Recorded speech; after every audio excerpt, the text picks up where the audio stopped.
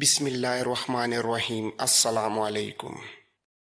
لاشوں اور زخمیوں کو اٹھانے کے لیے نہ ابھی مسلمان آگے بڑھے تھے اور نہ اہل قریش۔ خالد کو ابو سفیان کی بیوی ہند نظر آئی۔ وہ ہاتھ میں خنجر لیے ہوئے دوڑے چلی آ رہی تھی۔ اس کے اشارے پر قریش کی وہ عورتیں جو قریش کے لشکر کے ساتھ آئی تھیں اس کے پیچھے پیچھے دوڑی آئیں۔ ہند ہر ایک لاش کو دیکھ رہی تھی۔ وہ اونچے قد کی اور فریبی مائل جسم کی پہلوان قسم کی عورت تھی۔ وہ ہر ایک لاش کو دیکھ رہی تھی۔ کوئی لاش اوندے منہ پڑی ہوئی نظر آتی تو وہ پاؤں کی ٹھوکر سے اس لاش کو سیدھا کر کے دیکھتی تھی۔ اس نے اپنے ساتھ کی عورتوں سے کہا کہ وہ حمزہ رضی اللہ تعالی عنہ کی لاش تلاش کریں، اور پھر اسے حمزہ کی لاش مل گئی۔ ہند بھوکے درندے کی طرح لاش کو چیرنے پھاڑنے لگی۔ اس نے لاش کے کچھ اعضاء کاٹ کر پرے پھینک دیے۔ اس نے دوسری عورتوں کو دیکھا جو اس کے قریب کھڑی تھیں۔ کھڑی دیکھ کیا رہی ہو؟ ہند نے ان عورتوں سے یوں کہا جیسے وہ پاگل ہو چکی ہو۔ یہ دیکھو، میں نے اپنے باپ، چچا اور اپنے بیٹے کے قاتل کی لاش کا کیا حال کر دیا۔ جاؤ مسلمانوں کی ہر ایک لاش کا یہی حال کر دو اور سب کے کان اور ناک کاٹ کر لے آؤ۔ اب وہ عورتیں مسلمانوں کی لاشوں کو چیرنے پھاڑنے کے لیے وہاں سے ہٹ گئیں۔ ابو سفیان نے بلند آواز سے کہا، محمد کے پیروکاروں، کیا تم میں محمد صلی اللہ علیہ وسلم زندہ ہے؟ رسول کریم نے آواز سنی تو اپنے ارد گرد بیٹھے ہوئے مسلمانوں کو اشارہ کیا کہ وہ خاموش رہیں۔ ابو سفیان نے اپنا سوال اور زیادہ بلند آواز سے دہرایا۔ اب بھی اسے کوئی جواب نہ ملا۔ ابو سفیان نے بلند آواز سے پوچھا، کیا ابو بکر تم میں زندہ موجود ہے؟ اب بھی اسے کوئی جواب نہ ملا۔ 3 بار پوچھنے کے باوجود بھی مسلمان خاموش رہے۔ کیا عمر زندہ ہے؟ اب کے بھی مسلمانوں نے خاموشی اختیار کیے رکھی۔ ابو سفیان نے گھوڑے کو دوڑایا۔ اس نے نیچے دیکھا۔ قریش کے بہت سے آدمی رسول اکرم کے متعلق صحیح خبر سننے کو بےتاب کھڑے تھے۔ ابو سفیان نے چلا کر اعلان کیا، اے اہل قریش، محمد صلی اللہ علیہ وسلم شہید ہو چکا ہے۔ ابو بکر و عمر بھی زندہ نہیں۔ اب مسلمان تمہارے سائے سے بھی ڈریں گے۔ خوشیاں مناؤ، ناچو۔ اہل قریش ناچنے اور ہلڑ مچانے لگے، لیکن گرجتی ہوئی ایک آواز نے انہیں خاموش کر دیا۔ اے خدا کے دشمن! دھرے کی بلندی سے حضرت عمر رضی اللہ تعالی عنہ کی آواز گونجی، اتنا جھوٹ نہ بول۔ وہ تینوں زندہ ہیں جن کا نام لے کر تو انہیں مردہ کہہ رہا ہے۔ اپنے قبیلے کو دھوکہ مت دے۔ تجھے تیرے گناہوں کی سزا دینے کے لیے ہم سب زندہ ہیں۔ ابو سفیان نے طنزیہ کہا لگایا اور بلند آواز سے بولا، ابن الخطاب، تیرا خدا تجھے ہم سے محفوظ رکھے۔ کیا تو اب بھی ہمیں سزا دینے کی بات کر رہا ہے؟ کیا تو یقین سے کہتا ہے کہ محمد زندہ ہے؟ حضرت عمر ابن خطاب کی آواز جواب میں گرجی، اللہ کی قسم ہمارا نبی زندہ ہے۔ اللہ کے رسول تمہارا ایک ایک لفظ سن رہے ہیں۔ عربوں میں رواج تھا کہ ایک معرکہ ختم ہونے کے بعد دونوں فریقوں کے سردار یا سالار ایک دوسرے پر تانوں اور بپتیوں کے تیر برسایا کرتے تھے۔ ابو سفیان اسی دستور کے مطابق دور کھڑا حضرت عمر سے ہم کلام تھا۔ ابو سفیان نے کہا، تم ہیبل اور عزا کی عظمت کو نہیں جانتے۔ حضرت عمر رضی اللہ تعالی عنہ نے رسول اکرم صلی اللہ علیہ وسلم کی طرف دیکھا۔ آپ اونچا بول نہیں سکتے تھے۔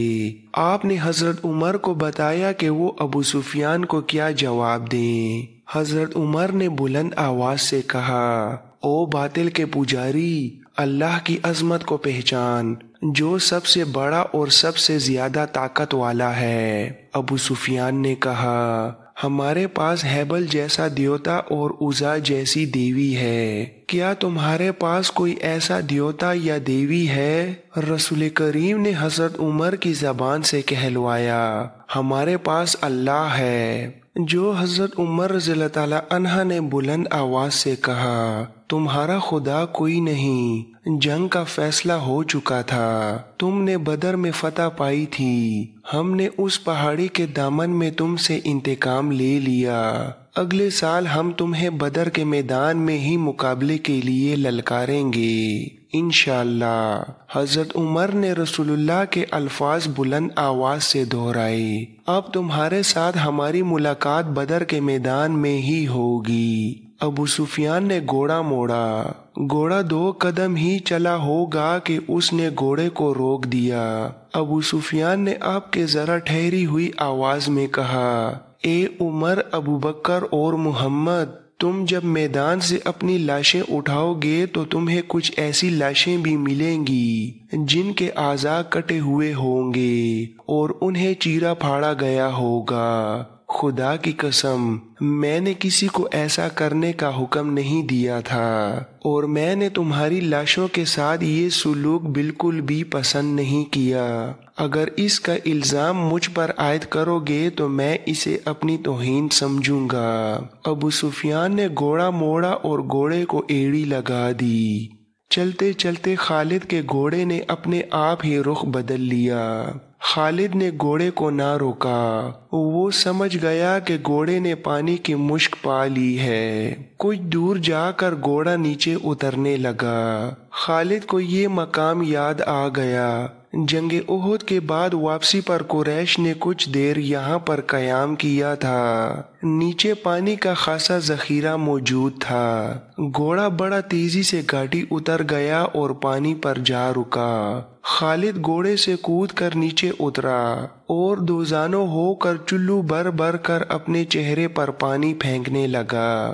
ذرا سستانے کے لیے بربری سی ایک چٹان کے ساتھ بیٹھ گیا۔ اسے وہ وقت یاد آیا جب احد کے معرکے کے بعد اہل قریش واپس آئے تھے۔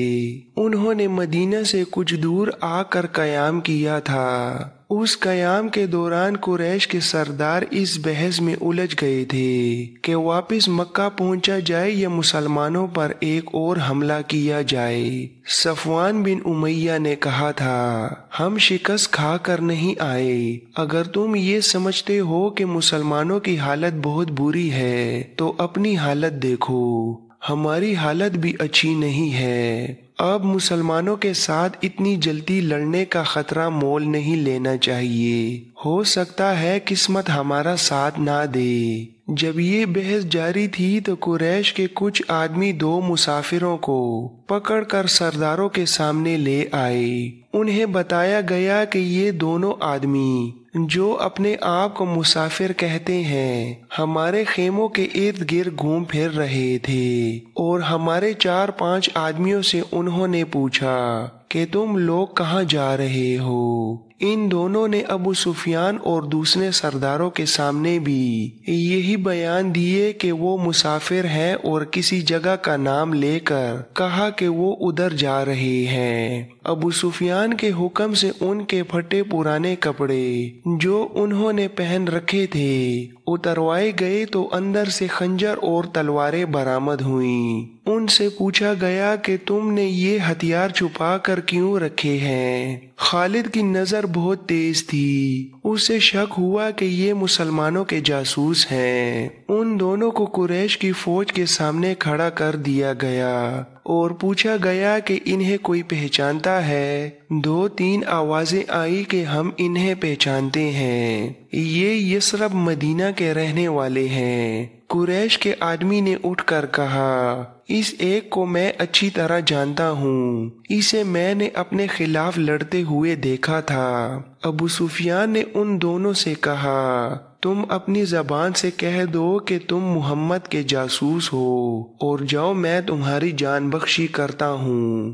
دونوں میں سے ایک نے اعتراف کر لیا، جاؤ ہم نے تمہیں معاف کیا۔ दोनों जो वाकई मुसलमानों के भेजे हुए जासूस थे और कुरैश के अज़ाइम मालूम करने आए थे, हंसी खुशी अपने ऊँटों की तरफ चल पड़े। अबू सुफियान के इशारे पर कई एक तीरंदाजों ने कमानों में तीर डाले और पीछे से उन दोनों मुसलमानों पर चला दिए। दोनों कई कई तीर अपने जिस्म में लेकर गिरे और फिर उठ ना सके। अबू सुफियान ने अपने करीब खड़े सरदारों से कहा, क्या तुम इसका मतलब समझते हो? जासूस भेजने का मतलब ये है कि मुसलमान हारे नहीं, वो अभी या कुछ ही अरसे बाद हम पर हमला करने का इरादा रखते हैं। फौरन मक्का को कूच करो और अगली जंग की तैयारी करो। अगले रोज रसूल अकरम को किसी ने आकर बताया कि अहले कुरैश ने जहां पड़ाव किया था वहां अपने दोनों जासूसों की लाशें पड़ी हुई हैं और अहले कुरैश मक्का को रवाना हो गए हैं। खालिद ने ये पहली जंग लड़ी थी, लेकिन वो समझता था कि वो मुसलमानों को शिकस्त नहीं दे सका है। आज 4 बरस बाद वो इस सोच में गर्क था कि मुसलमानों की ये ताकत आम इंसानों की ताकत नहीं थी। कोई राज है जिसे वो अभी तक नहीं पा सका। उसे अहले कुरैश की कुछ खामियां याद आने लगीं। कुछ बातें और कुछ आमाल उसे अच्छे नहीं लग रहे थे। उसे यहूदियों की 2 बड़ी खूबसूरत औरतें भी याद आईं जो अहले कुरैश के सवारों में घुल मिल गई थीं। वो जानता था कि यहूदी अपने नस्वानी हुस्न के जादू से अहले कुरैश पर छा जाने की और उन्हें मुसलमानों के खिलाफ इस्तेमाल करने की कोशिश कर रहे हैं। ये तरीका उसे पसंद ना था, लेकिन उनमें से एक औरत एक रोज खालिद से मिली तो खालिद ने महसूस किया कि ये औरत जो कुछ कह रही है उसमें अक्लो दानिश है। उस औरत के हुस्न जवानी का अपना एक असर था, लेकिन तलस्सम जो उसकी जबान में था उसका असर खालिद ने भी महसूस किया था। कुछ देर तक ये औरत खालिद के ख्यालों पर छाई रही। उसका घोड़ा हुनहुनाया तो खालिद जैसे ख्वाब से बेदार हो गया। वो तेजी से उठा, घोड़े पर सवार हुआ और फिर मदीने के रास्ते पर हो लिया। वलीद का बेटा खालिद शहजादा था, ऐशो इशरत का भी दिलदादा था, लेकिन फने हर्ब ज़र्ब का जुनून ऐसा था कि ऐशो इशरत को उस जुनून पर हावी नहीं होने देता था। मदीना की तरफ जाते हुए उसे वो हसीन और जमील यहूदन याद आई जिसका नाम युहावा था। उसने उस यहूदन को जहन से निकाल दिया, लेकिन युहावा रंग बरंगी तितली बनकर उसके जहन में उड़ती रही। खालिद उसे जहन से निकाल ना सका। खालिद के जहन में उड़ती हुई इस तितली के रंग फीके पड़ने लगे, फिर तमाम रंग मिलकर सुर्ख हो गए, खून जैसे सुर्ख। ये एक भयानक याद थी। खालिद ने उसे जहन से उगल देने की बहुत कोशिश की, लेकिन तितली जो जहरीली बड़ बन गई थी उसके जहन से ना निकली। ये मारिका ओहद के 3-4 माह बाद का एक वाकया था। ये एक साजिश थी जिसमें वो शरीक ना था, लेकिन वो कबीला कुरैश का एक बड़ा ही अहम फर्द था। मुसलमानों के खिलाफ किसी साजिश में शरीक ना होने के बावजूद वो दावा नहीं कर सकता था कि वो उसमें शरीक ना था। मारिका ओहद में जख्मी होने वाले बाज अहले कुरैश के जख्म अभी ठीक नहीं हुए थे कि एक रोज खालिद को खबर मिली कि मदीना से 6 मुसलमान तबलीग इस्लाम के लिए रजिया की तरफ जा रहे थे कि अफान से थोड़ी दूर एक गैर मुस्लिम कबीले ने उन्हें रोक लिया और उनमें से 2 को मक्का लाया गया और उन्हें नीलाम किया जा रहा है। खालिद दौड़ता हुआ वहां गया। वो 2 मुसलमान खुबीस रज़ियल्लाहु ताला अन्हा बिन अदी और जैद रज़ियल्लाहु ताला अन्हा बिनुल दसना थे।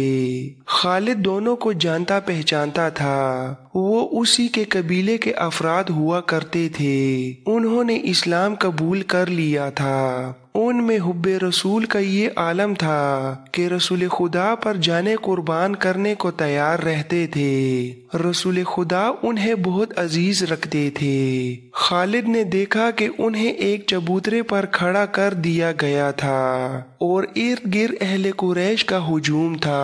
ایک غیر مسلم قبیلے کے 4 افراد ان کے پاس کھڑے تھے، دونوں کے ہاتھ رسیوں سے بندھے ہوئے تھے۔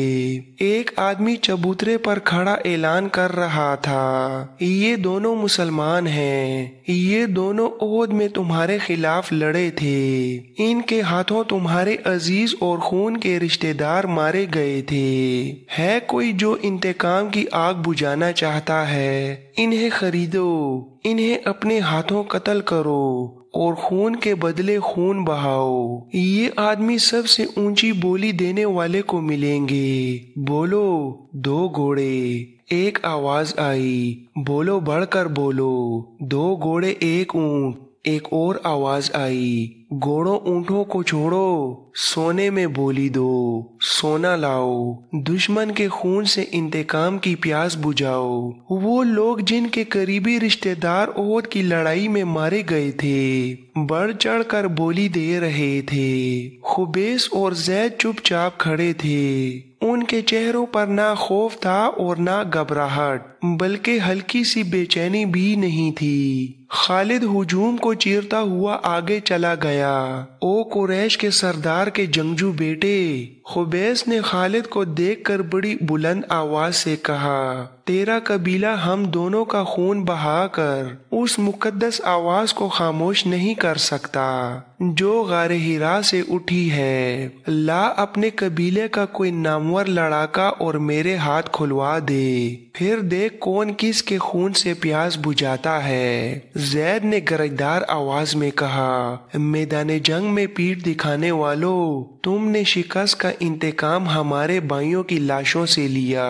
تمہاری عورتوں نے احد کے میدان میں ہماری لاشوں کے کان اور ناک کاٹ کر ان کے ہار اپنے گلوں میں لٹکائے ہیں۔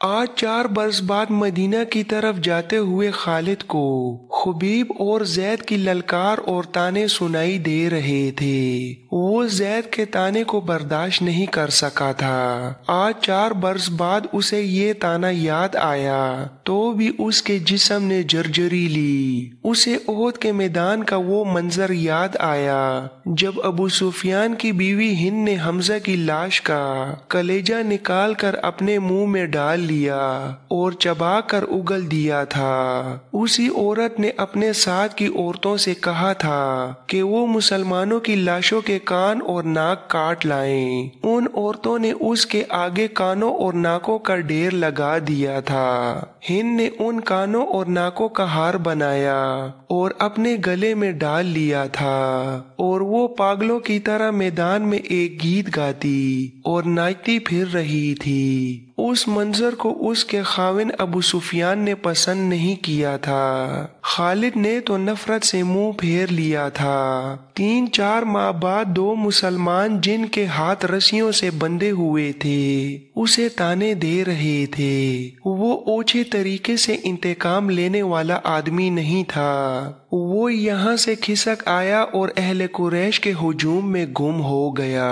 اسے اس قبیلے کا ایک آدمی مل گیا جو ان 2 مسلمانوں کو پکڑ لایا تھا۔ کسی بھی تاریخ میں اس قبیلے کا نام نہیں ہے۔ مورخوں نے بھی ہشام کے حوالے سے ایک جنگجو قبیلہ لکھا ہے جو قریش کا اتحادی تھا۔ خالد نے اس جنگجو قبیلے کے اس آدمی سے پوچھا کہ ان 2 مسلمانوں کو کس طرح پکڑا گیا۔ اس آدمی نے کہا، خدا کی قسم، کہو تو ہم ان مسلمانوں کے رسول کو پکڑ لائیں اور نیلامی کے چبوترے پر کھڑا کر دیں۔ خالد نے کہا، تم جو کام نہیں کر سکتے اس کی قسم نہ کھاؤ۔ مجھے بتاؤ کہ ان 2 کو کہاں سے پکڑا گیا ہے۔ उस शख्स ने जवाब दिया, ये 6 थे। हमने ओहद में मारे जाने वालों का इंतकाम लिया है, आइंदा भी ऐसे ही इंतकाम लेते रहेंगे। हमारे कबीले के कुछ आदमी मदीना में मोहम्मद के पास गए और कहा कि वो इस्लाम कबूल करने आए हैं। उन्होंने ये भी कहा कि उनका पूरा कबीला इस्लाम कबूल करने का इरादा कर चुका है, लेकिन पूरा कबीला मदीना नहीं आ सकता। हमारे उन आदमियों ने मुहम्मदुर रसूलुल्लाह से कहा कि उनके साथ चंद एक मुसलमानों को उनके कबीले में भेजा जाए, जो पूरे कबीले को मुसलमान करे और फिर कबीले को मजहबी तालीम देने के लिए कुछ अरसा वहीं रहे। हमारे ये आदमी जब वापस आए तो उनके साथ 6 मुसलमान थे। इधर हमारे सरदार शारजा बिन मुगीस ने 100 आदमियों को रजिया के मकाम पर भेज दिया। जब ये 6 मुसलमान रजिया पहुंचे तो हमारे 100 आदमियों ने उन्हें घेर लिया। तुम सुनकर हैरान होगे कि ये 6 मुसलमान तलवारें निकाल कर 100 आदमियों से मुकाबले पर आ गए। हमने 3 को मार डाला और 3 को पकड़ लिया, उनके हाथ रस्सियों से बांध दिए। शारजा बिन मुगीस ने हुक्म दिया था कि मदीना से कुछ मुसलमान तुम्हारे धोखे में आकर तुम्हारे साथ आ गए तो उनमें से 2-3 को मक्का ले जाना और इंतकाम लेने वालों के हाथों फरोख्त कर देना।